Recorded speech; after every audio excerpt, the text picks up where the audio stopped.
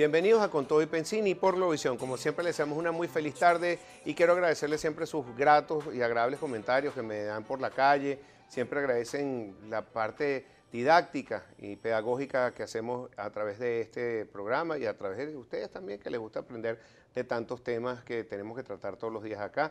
Y también, bueno, que se ha convertido, dicen muchos, en un programa de referencias. Gracias al Gochito que nos nombró el fin de semana, que escuchó el programa el del jueves. Bueno, yo quería comenzar directamente. Tenemos a un excelente invitado. Siempre las redes lo agradecen y es Adrúbal Oliveros. A lo mejor no lo reconoce, está flaquito, ¿vale? ¿Cómo estás? ¿Te cayó la dieta Maduro? ¿Cómo estás? No, Buenas me cayó tardes. la dieta ¿cómo se llama? De la salud. Así, te mandaron a Me restringir. mandaron un régimen ahí vamos. Nunca está de más hacer dieta Claro, totalmente. y corregir las cosas que uno hace. Sobre todo cuando ya uno está entrando al cuarto piso, toca. Oye, no, pues ya la dijo. Ya. Bueno, mira, queríamos comenzar con este informe seca de la semana 38-2017. Estos titulares no me gustan mucho. Dice, solo ricos y enchufados cubren canasta familiar de 1.426.000, porque es una manera de hacer sesgo de la población, dice en el No, sector. además, todos los ricos no son enchufados, ¿no? Tú Es sabes que así. toda generalización siempre lleva implícito un error. Generalizar siempre es erróneo, ¿no? Hay gente que, bueno, tiene fortunas o que ha ahorrado parte de su esfuerzo, su trabajo. Pensar que solo enchufados tienen acceso a la canasta es una generalización peligrosa, ¿no? Muy peligrosa porque entonces la gente puede agredir Claro, a las claro. personas que están comprando, que se anticipan. Entonces empezamos todos unos contra otros. Tú eres enchufado, no tú Exactamente. eres rico, tú no. Entonces eso no está bien. Pero bueno, así son distintas personas que lo están calificando por distintas partes del oído. Pero fíjate una cosa, se requieren 47.545 bolívares diarios para cubrir el costo. Son casi $2 diarios, $1.94. Que es el estándar internacional, Pedro, además. Equivalentes a 12.72 yuanes chinos. O sea que ya tenemos que empezar a manejar esa nomenclatura. Cuéntanos un poco sobre este informe seca, cuáles son los números que ustedes también manejan sobre la inflación, Asdrúbal. Mira, bueno, efectivamente el tema de la inflación es la principal preocupación de las familias venezolanas y además el principal tema que tiene que resolver el gobierno y cualquier gobierno, ¿no?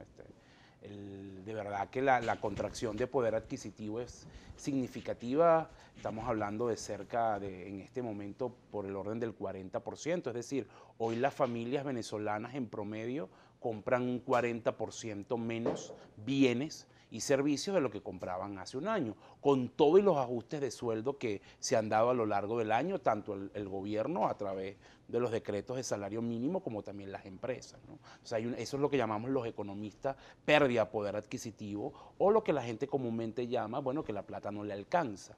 La plata no le alcanza es que tú tienes pérdida de poder adquisitivo. Eso obviamente es bien significativo. Nosotros, el costo de la canasta nos está dando... Claro, no solamente la canasta alimentaria, hay que decirlo, sino la canasta global que incluye alimentos, los servicios, alquileres, costos de educación, todo lo que de alguna manera una familia en promedio debe gastar en un mes, cerca de un poco más de 3 millones de bolívares por familia.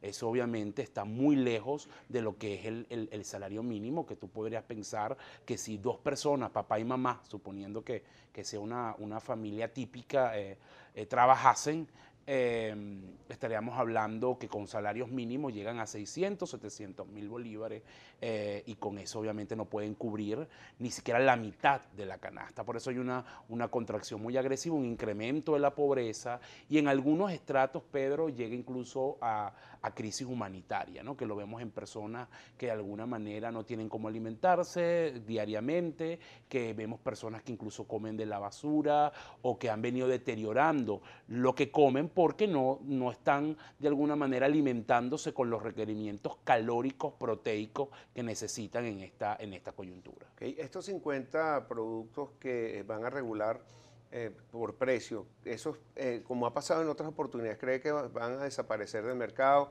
¿Tienen un precio especial para ser importados a 10 bolívares por dólar? Que sería, bueno, una ganga porque debería costar centavos de bolívares. ¿Qué opinas tú de estos, de Mira, estas Pedro, yo creo que regulaciones? ya desde milenios está demostrado lo que es la ineficacia de los controles. La antigua Roma puso controles y la consecuencia fue lo mismo. Mercados negros, escasez, especulación, que lo usa mucha gente, o arbitraje, ¿no? Compro un producto barato y lo revendo. Eso es típico de los controles, no vas a inventar la rueda. El chavismo o lo que ha ocurrido en Venezuela en estos últimos años, ya tenemos bastante de eso. Recordemos que en Venezuela hay control de precios y de cambio, los últimos vigentes desde 2003. Así que si tú pretendes poner 50 productos en una estructura regulatoria, bueno, la consecuencia es esa. Van a desaparecer, va a ser muy difícil de conseguir, probablemente lo vas a tener que conseguir con eso que mucha gente llama bachaqueros, revendedores, en mercados escondidos, pagando un altísimo precio, porque obviamente son productos que en los mercados negros cuestan muy por encima que costaran en una economía que funcionara bien. O sea, ya digamos que hablar de eso es harto conocido por los venezolanos. Ahora, muchos productos han aparecido en los anaqueles, en parte porque el gobierno se olvidó o se hizo de la vista gorda del control de precios. Aquí pasamos de un control de precios a un control de márgenes, que es lo que hemos visto que ha ocurrido en los anaqueles. Muchos importadores utilizando sus propios dólares o dólares que compran en otros mercados no oficiales, están trayendo productos, los vemos en los anaqueles, pero eso también tiene la otra cara, que es una caída muy fuerte de consumo, porque mucha gente no los puede comprar. Entonces ahí está las dos caras de la moneda de este régimen, que es obviamente de muchísima distorsión. Nosotros tenemos que pasar a un esquema donde superemos esto y de alguna forma la gente pueda, con su ingreso, con lo que gane, poder comprar los productos que necesita, como sucede en la gran mayoría de los países. En Venezuela está ocurriendo como ocurre en otros países, que envían remesas a sus familiares de otras partes del mundo. Ponte tú que le manda a una familia aquí $100 y eso se le reproduce de una manera impresionante. Claro, Está pasando, nos está como convirtiendo en ese tipo de país. Mira, todavía obviamente el elemento de remesas no llega a ser significativo como en países centroamericanos, el caso de México, pero sí viene subiendo en importancia. Es decir, si hubiésemos hablado del tema de remesa hace 5 o 10 años, eso era insignificante para Venezuela. Nosotros, de hecho, siempre fuimos un país que más bien sacaba capitales. Aquí hubo unas salidas de capitales impresionantes, sobre todo en la época del boom, y hay que decir incluso con control de cambio. Y en estos últimos años hemos visto cada vez un incremento lento pero seguro en el tema de las remesas, que de alguna manera vienen cobrando importancia, porque también hay que decir, muchos compatriotas nuestros han salido, incluso de ellos ya tienen trabajo en el exterior y están mandando entonces esos recursos a sus familias, sus madres, sus hijos, hermanos, y ayudarlos. Y son en pequeñas cantidades por la distorsión cambiaria. Y en términos de alimentos y medicinas, ¿los has captado También de alguna está manera? subiendo, también de alguna manera ahí están subiendo muchos envíos a través de estos llamados puerta a puertas, como se conocen comúnmente, que muchas familias están mandándole a, bueno, gente que está afuera, a familiares acá, sobre todo de aquellos productos que son difíciles de conseguir en Venezuela, y también del tema de las medicinas, que es donde el drama es mucho mayor, porque si bien en alimento y en cuidado personal ha aparecido mucha oferta de estos productos muy caros, pero que de alguna manera están por allí, en el caso de la medicina, por todo lo que implica el negocio médico, de los permisos, las patentes, o sea, no es tan fácil importar una medicina como traer un producto o un jabón o un champú. Y hay medicinas que son extremadamente costosas en unos países y más baratos en otros. Claro, porque dependen de las normativas, de cómo se dé el tema con los seguros. Efectivamente, por ejemplo, el caso de medicinas traídas de España es muy barata, pero si te vas, por ejemplo, a los Estados Unidos, México, incluso Cuestan Colombia, muchísimo más. son muy costosas. En el caso de Latinoamérica, en general, la medicina es muy costosa en comparación, por ejemplo, con Europa, y ni hablar de los Estados Unidos, donde incluso también necesitas tener un récipe para que te puedan vender medicamentos que tal vez en otros países, o en el caso específico de Venezuela, lo podías conseguir sin mayor problema, ¿no? Okay. Así que no es tan sencillo. Pero también estamos viendo que efectivamente muchos familiares están mandando medicinas a personas que tienen acá con enfermedades, ¿no? En cuanto a repuestos de automóviles, de maquinarias, porque eso es un poco más difícil, es un mercado más específico, pero hay algunos repuestos que ya no se consiguen en el país. ¿Cómo hacen entonces? Mira, eso también está ocurriendo. Incluso es algo que está pasando a nivel, digamos, particular. ¿Qué quiero decirte con esto? Vas, tienes un choque, tienes un problema con tu vehículo, no consigues el repuesto acá, y lo que te dicen es, bueno, mire, métase en las páginas especializadas, búsquelo, tráigalo, y después se lo da al mecánico para que se lo instale. Eso está pasando. No solamente, Pedro, con repuestos de vehículos, está pasando con repuestos de electrodomésticos, línea blanca, temas de computadora, eso está ocurriendo. Celulares, porque acá, por ejemplo. bueno, recuérdate que en Venezuela las operadoras que están, las tres, no tienen catálogos de celulares. Hace mucho tiempo que acá no se hacen, digamos, lanzamientos por parte de la operadora de equipo, y la mayoría de la gente lo tiene que comprar o bien liberado, como se conoce, o lo traen del exterior. Es decir, ha habido un proceso. Todo esto que estamos hablando se resume en una caída muy agresiva de importaciones que hemos tenido, que ha sido la variable de ajuste escogida por el chavismo. Recordemos que este país pasó de importar un poco más de 60.000 millones de dólares en el año 2012, y en este momento, este año, siendo generosos, podemos estar importando 15.000 millones de dólares. Cuidado si no vamos a estar... La cuarta parte. Exactamente. Cuidado 25%. si no vamos a estar importando unos 12.000, 13.000 millones. ¿Por qué te digo esto?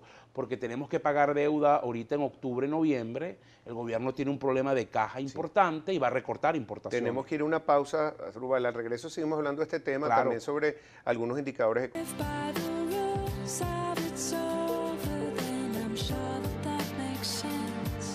De regreso con ustedes aquí en Con Todo y Pensini por Globovisión. Estamos con Asdrúbal Oliveros, economista de Ecoanalítica. Y antes que se nos pase, para que no se nos pase, quiero recordarles que tienen el Foro Perspectivas 2018 en la Quinta Esmeralda el próximo 5 de octubre del 2017 a las 8 de la mañana hasta la 1 de la tarde, o sea que solamente es media mañana. Y el tema es ¿a dónde va Venezuela? Pero esta es la última semana de preventa, así que aparten su cupo, no se les vaya a ir, porque son unos foros que uno le da dirección, que es lo que uno más está buscando en este momento. Sí, nosotros lo hacemos 2 veces al año. O sea, siempre tenemos foros como desayunos un poco más íntimos, por decirlo de alguna manera, pero estos son nuestros foros grandes de perspectiva que hacemos 2 al año, ¿no? Yo se los recomiendo, 100%. Gracias, Pedro. No, y es una excelente oportunidad. Ahí va a estar Giovanna de Michel, Alejandro Grisanti,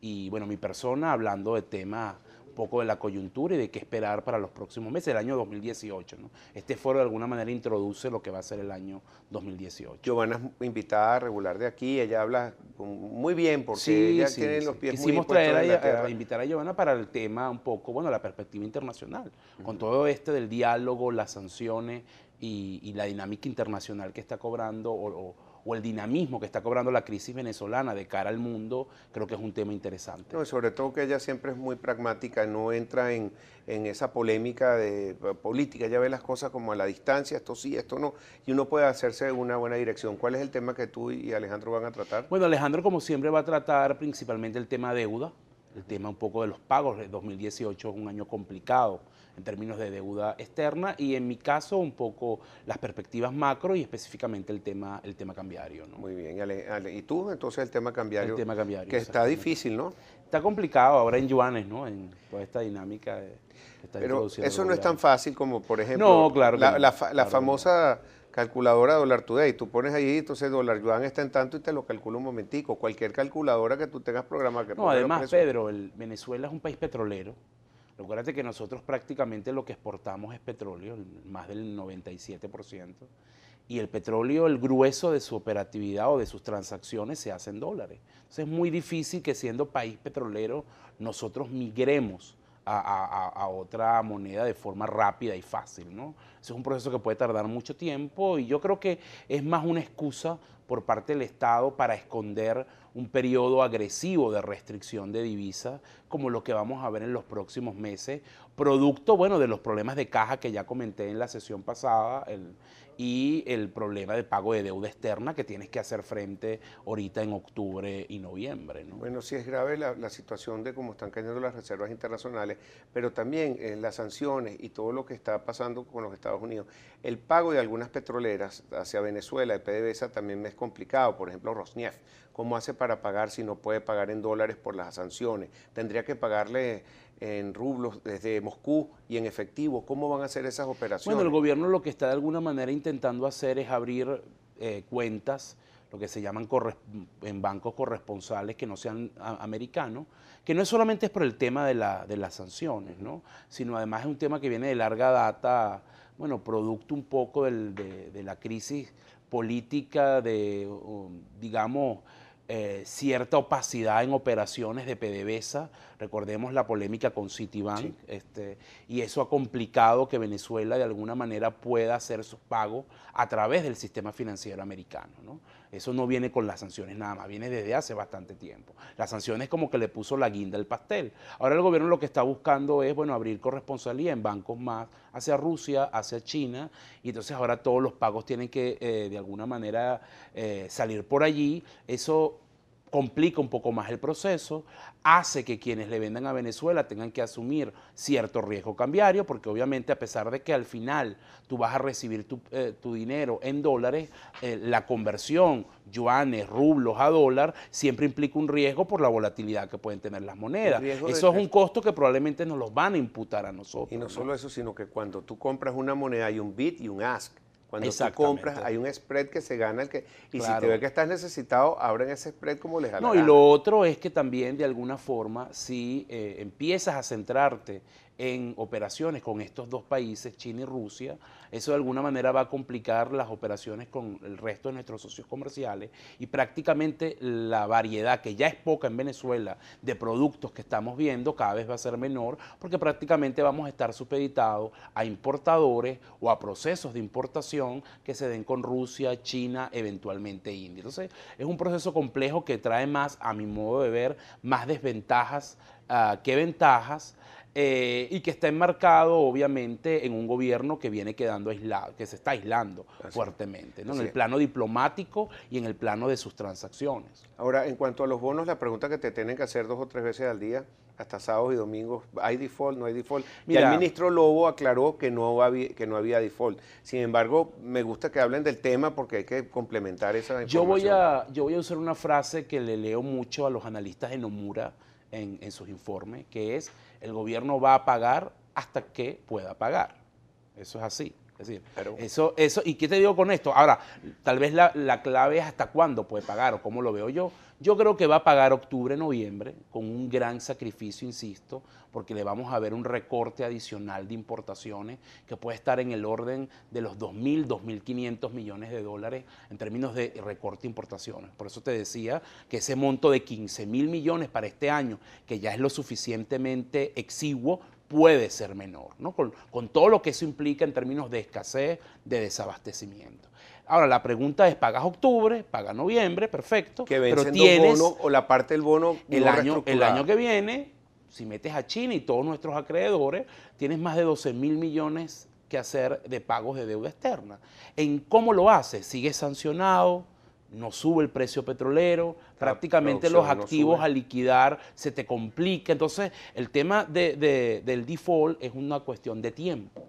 ¿Sí? Un tema que, si esto sigue así y no hay cambios profundos, va a llegar. Por eso yo creo que, en parte, no creo que sea la única razón, pero sí creo que es un factor clave en esta apertura del gobierno a la negociación a través de la mesa de diálogo, tiene que ver con las dificultades financieras que está enfrentando el gobierno, sobre todo de cara a 2018. Yo creo que el gobierno claramente tiene un gravísimo problema de flujo de caja, necesita intentar salir de este aislamiento del cual comentábamos, necesita abrir un poco las líneas de crédito, y un poco lo que la comunidad internacional le ha dicho es: siéntate con la oposición, intenta llegar a algún tipo de acuerdo para de alguna manera ver si puedes obtener beneficio por esta vía. Okay, bueno, tengo que ir a una pausa. Al regreso quería terminar de hablar esto por la parte política, si esta parte de flujo de caja que no tenemos está presionando para que se tenga que dialogar de alguna manera, y bueno, ya para complementar la parte de las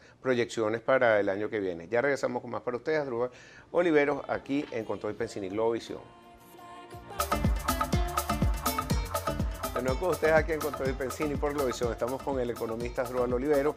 Muy agradable la conversación con él. Les recuerdo, en la Quinta Esmeralda, el 5 de octubre, de 8 de la mañana a 1 de la tarde. Última semana de preventa. ¿A dónde va Venezuela? ¿Alguna invitación, por favor, para la gente? Sí, claro, nos pueden buscar por las redes, @ecoanalítica. También en el teléfono, hora de oficina, 266-9080 en Caracas, Muy bien. 0212-266-9080. Que quedamos con un tema pendiente, si esta falta de caja, liquidez, y hoy The Times de Londres lo reseñó también, pero con números y todo, de lo que está pasando con el flujo de caja en Venezuela y las reservas internacionales. Esto está obligando de alguna manera a gobierno y oposición sentarse en este pretendido diálogo. Unos dicen que ya empezó, los otros dicen de que no, que están en proceso pero están ahí tratando de conversar de alguna manera. Mira, yo creo que es un factor clave. Yo creo que el gobierno en el corto y mediano plazo tiene una situación muy comprometida en términos de caja y necesita de alguna manera destrabar el juego, ¿no? Y yo creo que el parte del diálogo es con eso. Si, en mi opinión, ¿no? Si el gobierno tuviera una situación más holgada financieramente, probablemente el diálogo no fuera tan importante para él. Y yo creo que el diálogo se enmarca en esa dinámica. Para el año que viene nosotros calculamos un hueco externo, es decir, de faltante en divisa de cerca de 10.000 millones de dólares como medida pequeña, ¿no? Eso es sin incremento muy fuerte de importaciones y de alguna manera para hacer frente a los pagos de deuda. 10.000 millones que no tenemos en este momento, que no hay garantía de que Rusia o China te lo puedan dar, entonces necesitas de alguna manera destrabar el juego. Muy bien. Mira, y sobre tus cálculos de inflación y también cómo está afectando esto a la liquidez monetaria, sobre todo a la del cono monetario. Mira, ya la inflación, Pedro, agosto, la anual, agosto, ya está cerca de 800%. Eso nos hace pensar que el cierre del año va a estar cerca de un 1.300%. Es un número bien dramático, prácticamente oficializa esa palabra tan temida por los economistas que es la hiperinflación. Ya de hecho hemos visto una aceleración importante en términos de inflación. Los primeros 5 meses del año promedió 19, en junio saltó a 23, en julio a 27 y en agosto a nosotros nos da 35. Entonces tú estás viendo un proceso de aceleramiento en la tasa de inflación que es bastante peligroso. En términos de caída de producto, estamos estimando una contracción de 14%, lo cual es dramático porque el año pasado ya caímos 15%. Es decir, prácticamente repites la misma tasa del año pasado en un contexto que sería el 4º año de contracción económica para Venezuela, en una crisis sin precedentes y que prácticamente es un país en guerra. Okay. Bueno, muchísimas gracias, Asdrúbal. Terrible ese fin, un país en guerra, pero así nos sentimos, por lo menos eso son lo que pero es un país que se puede recuperar y yo estoy convencido de eso. Muy bien. Bueno, Asdrúbal, muchísimas gracias por estar con nosotros. Trataremos de acompañarte ese día. Asdrúbal Oliveros, claro economista, sí, director de Ecoanalítica. Y ahora viene no es un Oliveros, es un Olivares con José Manuel. Así que, bueno, quédense en nuestra sintonía que encontró Pensini por la edición. Muchas gracias. A ti.